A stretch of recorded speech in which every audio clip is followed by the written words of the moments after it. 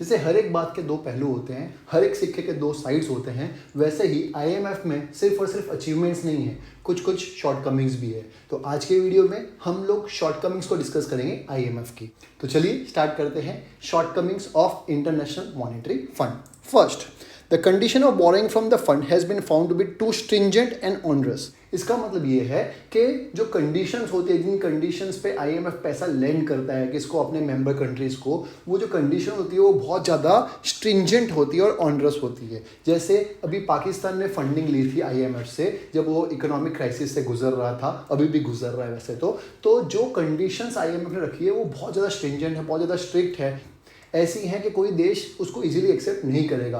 पाकिस्तान को करना पड़ा क्योंकि वो कुछ ज़्यादा ही इकोनॉमिक क्राइसिस से गुजर रहा था, इसलिए उन्होंने एक्सेप्ट की, लेकिन ऑफकोर्स खुशी खुशी नहीं की। तो पहली शॉर्टकमिंग ये है कि कंडीशंस बहुत ज़्यादा स्ट्रिंजेंट हैं।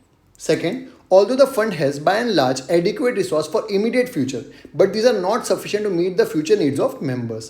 कहने का मतलब आईएमएफ के पास इतना फंड्स तो है कि वो अपने मेंबर कंट्रीज की इमीडिएट नीड्स को तो फुलफिल कर सकता है, लेकिन अगर थोड़ा सा भी आगे की बात करें या थोड़ा सा भी फ्यूचर की बात करें तो इतना फंड बिल्कुल भी नहीं है कि फ्यूचर नीड्स जो ज़रूरत पड़ने वाली है बहुत सारी कंट्रीज़ को, खासकर ऐसे टाइम पे जहाँ पे बहुत सारी कंट्रीज़ के बीच में वॉर छिड़ी हुई है, जैसे रशिया यूक्रेन के बीच में, इजराइल लेबनान ईरान के बीच में and so on, India Pakistan China के बीच में हमेशा ही ऐसा माहौल बना रहता है।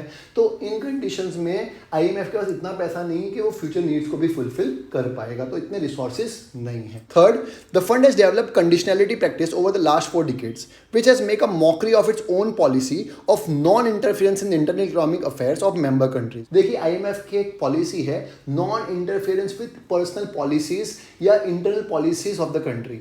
मतलब आईएमएफ इंटरनल पॉलिसीज के साथ इंटरफेयर नहीं करेगा, नॉन इंटरफेरेंस की पॉलिसी है, लेकिन लास्ट 4 डिकेड्स में वो जो लेंडिंग करता है, जो पैसा देता है मेंबर कंट्रीज को, वो कंडीशनैलिटी पे देता है, ऐसी कंडीशंस पे जिसकी वजह से उनके इंटरनल इकोनॉमिक अफेयर्स के ऊपर असर पड़ता है। तो इसका मतलब उसकी खुद की जो पॉलिसी है उसके खिलाफ जा रहा है या उसके ही मौकरी कर रहा है, मौकरी कर रहा है मतलब उसका ही मजाक उड़ा रहा है। मतलब आईएमएफ खुद के ही पॉलिसी पे खरा नहीं उतर पा रहा। जो उसने सोचा था कि कंट्रीज के इंटरनल अफेयर्स में वो बिल्कुल इंटरफेयर नहीं करेगा, उसका वो खुद ही मजाक उड़ा रहा है पिछले 4 डिकेड से, दैट इज 40 सालों से। Fourth, the fund has not been able to achieve its objective to promote exchange stability and maintain orderly exchange arrangement among its members.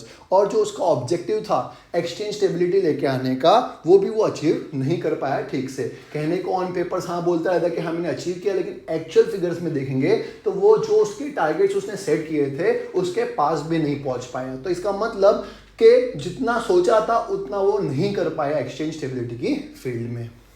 Fifth, it has also been said that the fixation of quota of members is based on arbitrary methods. They have not been fixed on any scientific basis.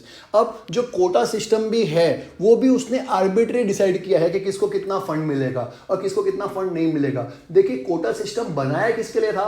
Non develop या developing Nations के लिए बनाया था, ताकि उनको fair share मिले economic development का, उनका एक्सपोर्ट बढ़े। लेकिन ये जो कोटा सिस्टम है उसका बेनिफिट ज़्यादातर डेवलप कंट्रीज को मिल रहा है। तो हमेशा जब भी कोई कोटा सिस्टम बनता है तो उसके पीछे एक एजेंडा होता है, एक साइंटिफिक बेसिस होता है जिसके बेसिस पे कोटा लगना चाहिए। लेकिन ये जो कोटा सिस्टम है वो पूरा आर्बिट्री बना हुआ था, मतलब ऐसे ही बना दिया है, वो भी किसके फेवर में? डेवलप नेशन के। जो main objective quota system develop करने का था वो ही खत्म हो चुका है।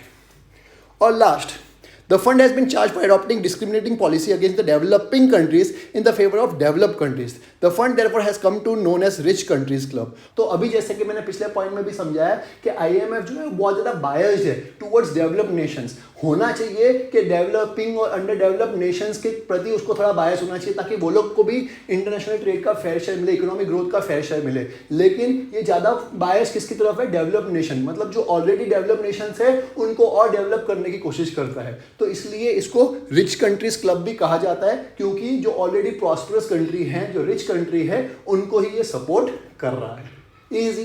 तो ये सारे शॉर्टकमिंग्स या लिमिटेशंस थे आईएमएफ के। मुझे उम्मीद है आपको समझ में आया होगा। अगर आपको लग रहा है कि मेरे वीडियोस आपको एग्जाम में काम आ रहे हैं तो प्लीज़ मेरे चैनल को सब्सक्राइब जरूर करिएगा और अपने फ्रेंड्स के साथ ज़रूर शेयर कर दीजिएगा ताकि वो लोग भी अच्छे से पढ़ सकें। और खासकर उन फ्रेंड्स के साथ जो ट्यूशन्स नहीं जाते या बहुत एक्सपेंसिव ट्यूशन फीस नहीं भर सकते, तो वो लोग अगर फ्री में पढ़ सके तो मुझे बहुत खुशी होगी। मिलते हैं नेक्स्ट वीडियो में एक नए टॉपिक के साथ।